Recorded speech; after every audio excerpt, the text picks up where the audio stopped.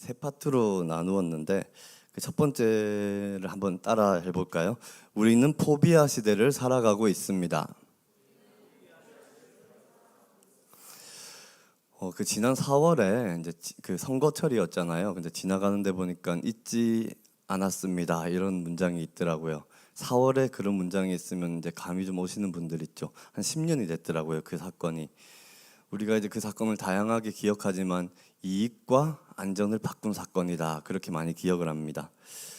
오늘 이 좀 무거운 얘기로 문을 연 이유는 오늘 본문이 딱 그런 내용입니다.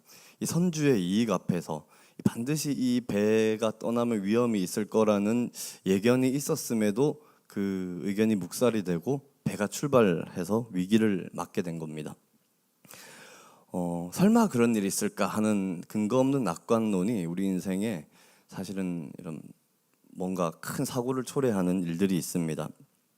배경을 좀 더 설명하면 그 바울이라는 사람은 신약 성경에서 아주 주요한 인물이거든요. 근데 이 사람이 지금 죄수의 신분으로 기독교 신앙을 전했다는 이유로 죄수의 신분으로 이제 배를 타고 이동을 해서 로마로 향하고 있는 여정입니다.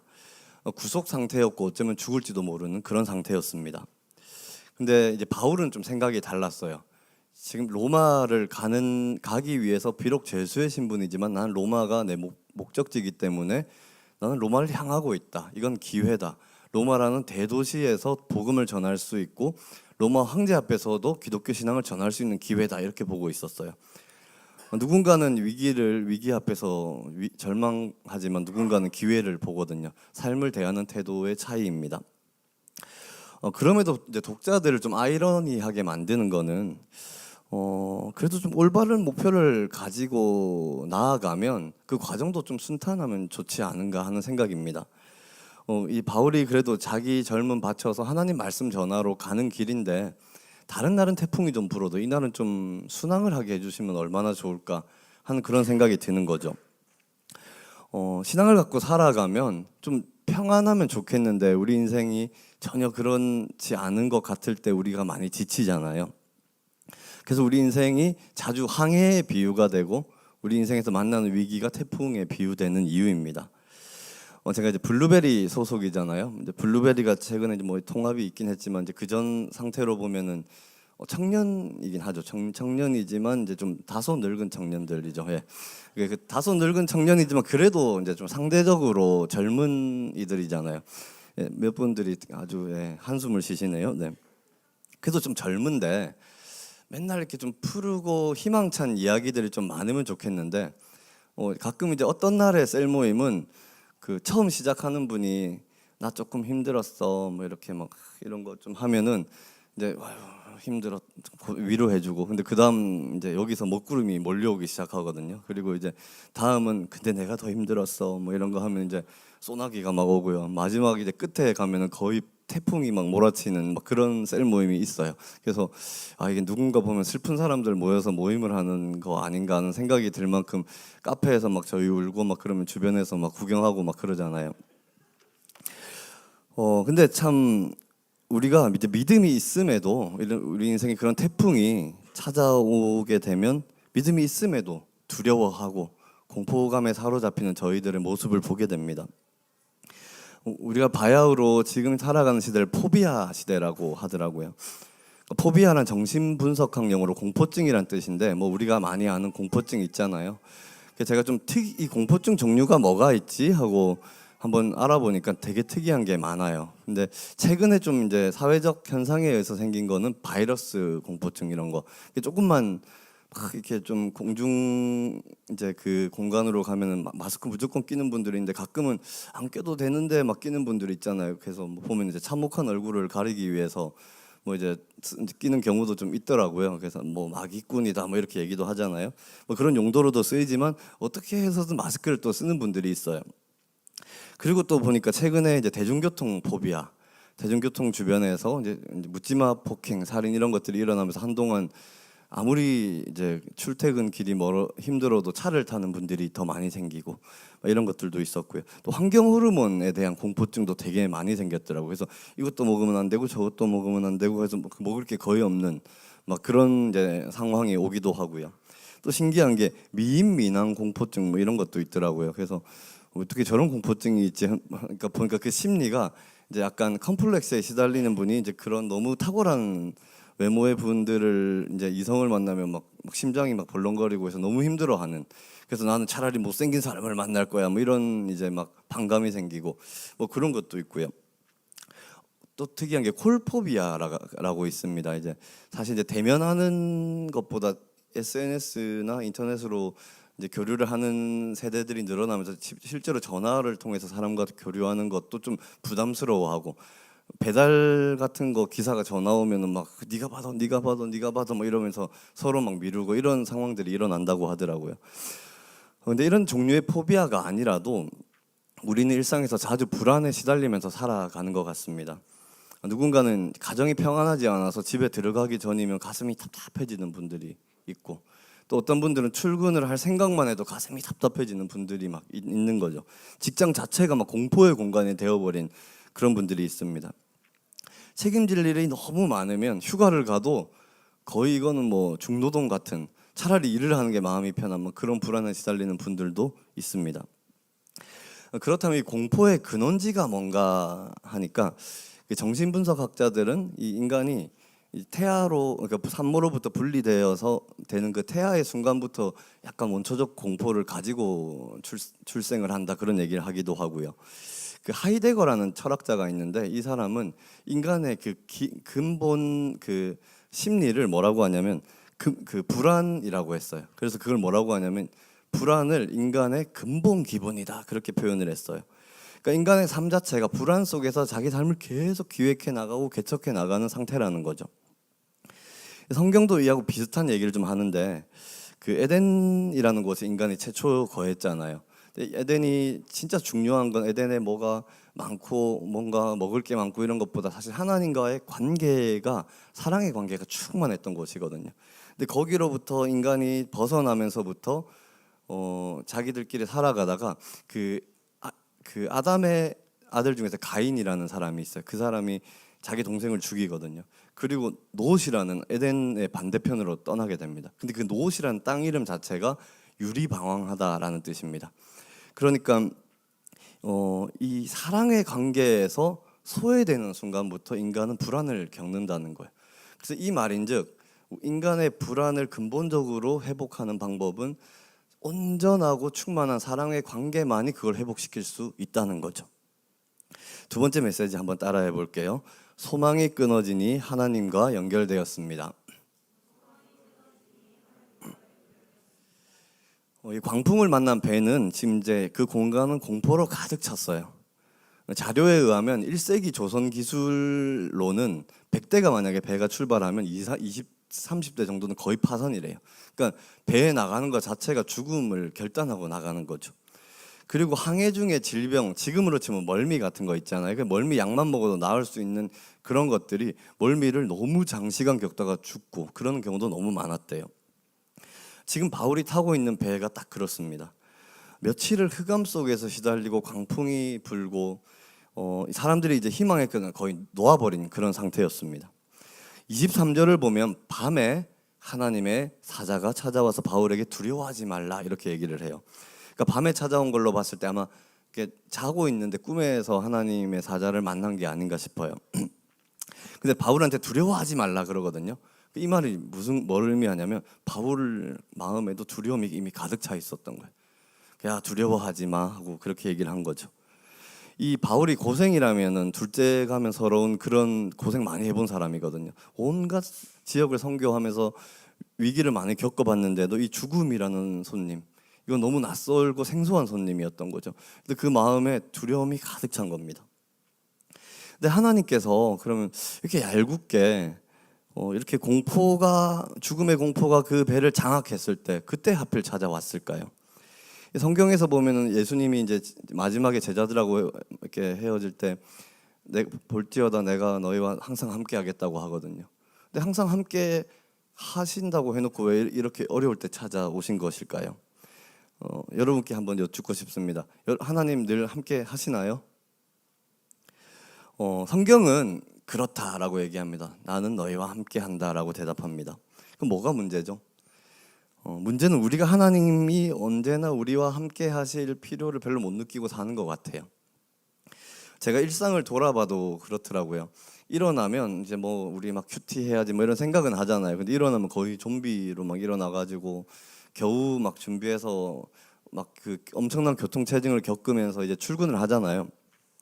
그럼 바로 회의하고 막 잠 오니까 또 커피 마시고 밥은 거의 이제 막 빨리 막 털어놓고 그러다 보면 오후에 막 졸리니까 또 커피 마시고 또 일하다가 어려우면은 뭐 사실 기도보다는 자기 이제 사실 보통 전화기 막 꺼내잖아요. 막 인맥 총동원하고 그 다음에 이제 자기 경험치 최대한 동원해서 해결해 보려고 하고 그러다 보면 밤 되면 막 너덜너덜해져 가지고 잠들기 전이면 내가 그리스도인이었을까 하는 생각이 들 만큼 하나님 생각 한 번도 안 하고도 일주일이 그냥 지나가는 경우 너무 많잖아요.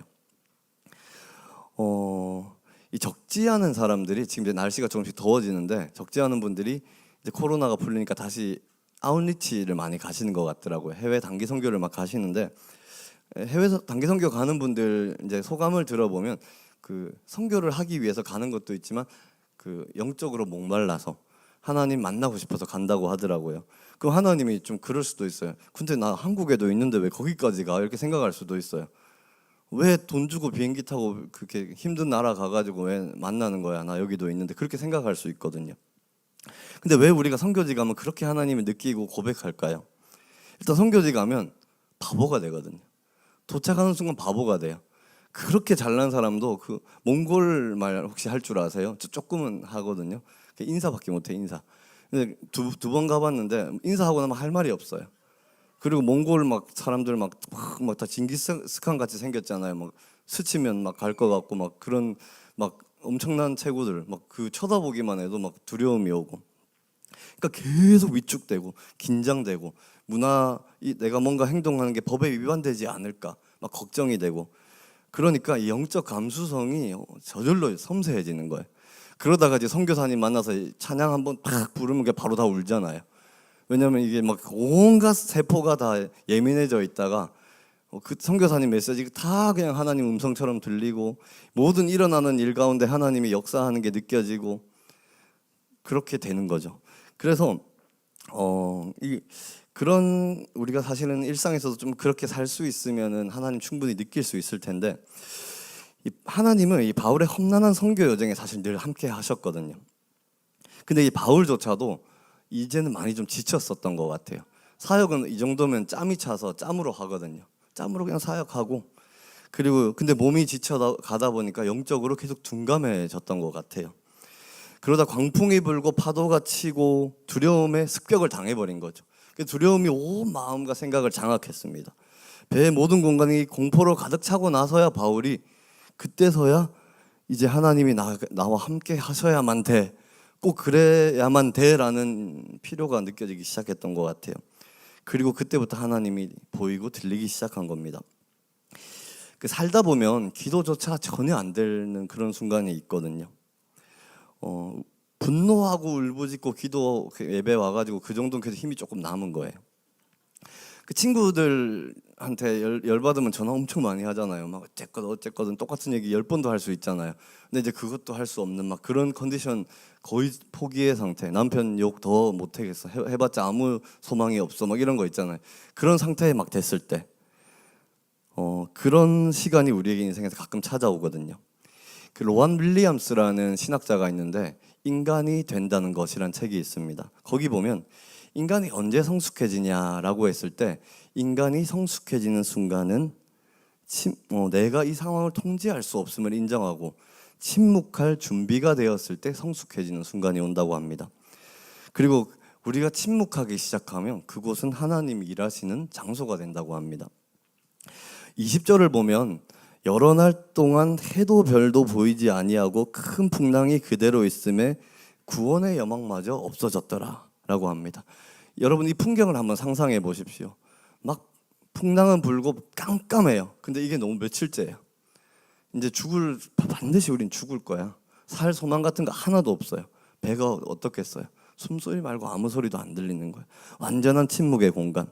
근데 그때 비로소 하나님이 되기 시작하시는 것입니다. 세 번째 메시지 한번 따라해 보겠습니다. 항해는 계속됩니다. 불안은 인간을 괴롭게 하지만 인간을 인간답게 만들기도 합니다. 이 불안이 우리 자신에게 자기 존재를 재사유하도록 만들어주기 때문에 그렇습니다. 이 칼 야스퍼스라는 철학자가 있는데 이 사람이 한계 상황이라는 것에 대해서 설명을 하거든요. 그러니까 한계 상황은 별거 없습니다. 내가 통제할 수 없는 상황이 한계 상황입니다. 이 한계 상황을 만나면 근데 인간이 고뇌를 하기 시작한대요. 극복할 것인가 좌절할 것인가, 내가 뭔가를 소중한 것을 선택해야 되겠다는 그런 다시 한번 생각을 하게 된다는 거죠.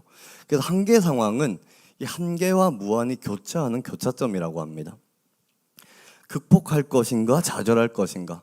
만약에 극복하기로 한다면 그게 용기죠. 용기 있는 사람은 내면이 강한 사람입니다.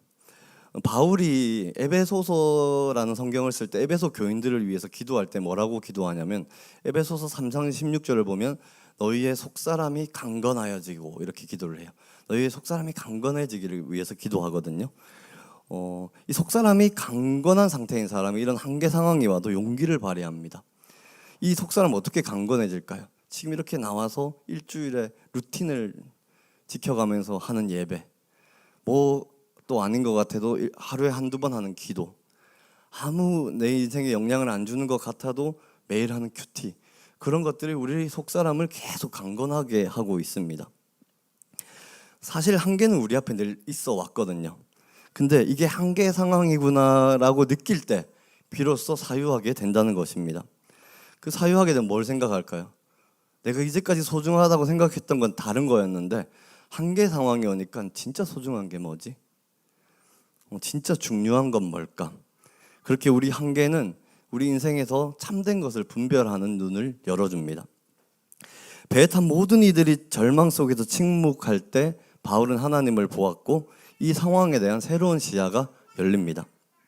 우리 23절에서 24절을 같이 한번 읽어보실까요? 23절에서 24절인데 보일까요 혹시?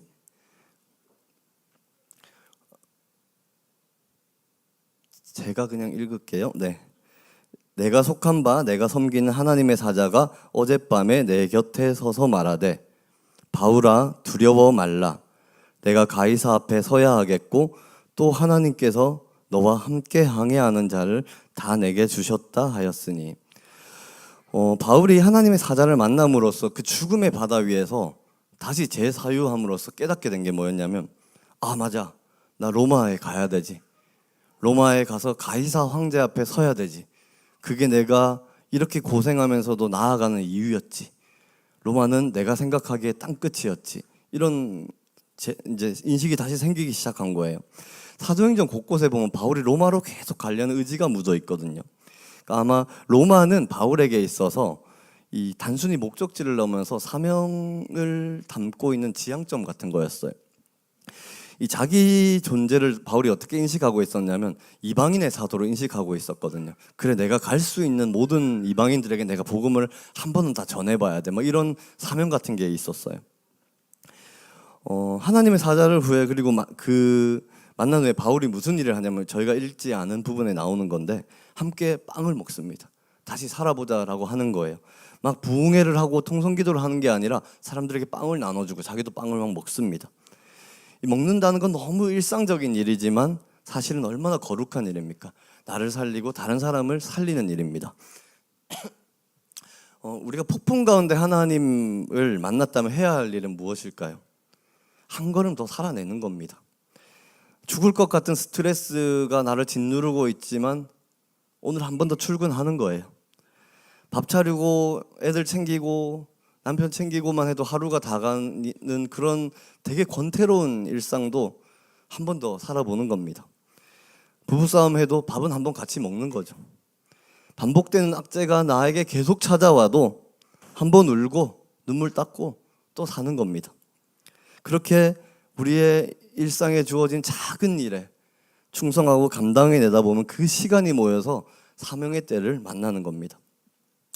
26절을 보면 하나님의 사자가 이 배가 반드시 한 섬에 걸릴 거다 그렇게 말씀하십니다. 바울은 그래서 이 사람들에게 담대하게 전해요. 이거 너희 안 죽을 거야. 다 살 거야. 목숨 배는 부서졌지만 한 명도 죽지 않을 거야 라고 담대하게 얘기합니다. 그리고 반드시 이 배가 한 섬에 걸릴 거야. 로마에 도착하는 건 아닌데 어딘가에 걸린다는 거죠. 인생의 폭풍은 종종 우리 인생을 덮칩니다. 안타깝게도 이게 현실이고 사실입니다. 설교가 거의 끝났거든요. 찬양팀 올라와 주셔도 되세요. 네. 그러나 우리 그리스도인들은 사실을 넘어서 진실을 보는 사람들이라고 생각해요. 진실이 무엇입니까?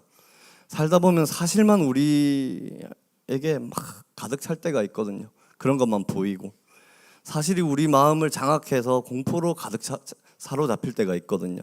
진실을 볼 수 있어야 됩니다. 하나님이 여전히 우리와 사랑의 관계를 맺고 싶어 한다는 거, 그거 진실이잖아요. 우리가 내 상황이 지금 너무 두려움에 가득 차 있어도 하나님은 여전히 우리 인생을 기대하시고 무언가를 계획하고 계시다는 거, 그게 진실이잖아요. 그러므로 우리 인생이 끝나지 않을 것 같고 나를 죽일 것 같은 폭풍을 만나도 여러분 그거 꼭 기억하십시오. 반드시 한 섬에 걸릴 것입니다. 저는 이 부분 묵상하면서 우리 교회가, 우리 셀이, 우리 한 사람 한 사람이 또 누군가에게 한 섬이 되면 좋을 것 같다는 바람이 들더라고요. 폭풍을 만난 이들이 와서 마음껏 울 수 있는 장소가 되어주고, 어떤 말로도 위로해 줄 수 없는 그 침묵의 공간에서 함께 기도해 주고, 그런 사람들이 되면 좋겠습니다. 여러분 마음에 두려움이 가득 차 있습니까? 폭풍 만났습니까? 침묵하시면 됩니다. 침묵하십시오. 그럼 하나님이 하나님 되심을 그 공간에서 보여주실 겁니다. 그리고 소망을 가지고 힘을 내시고 밥을 드십시오.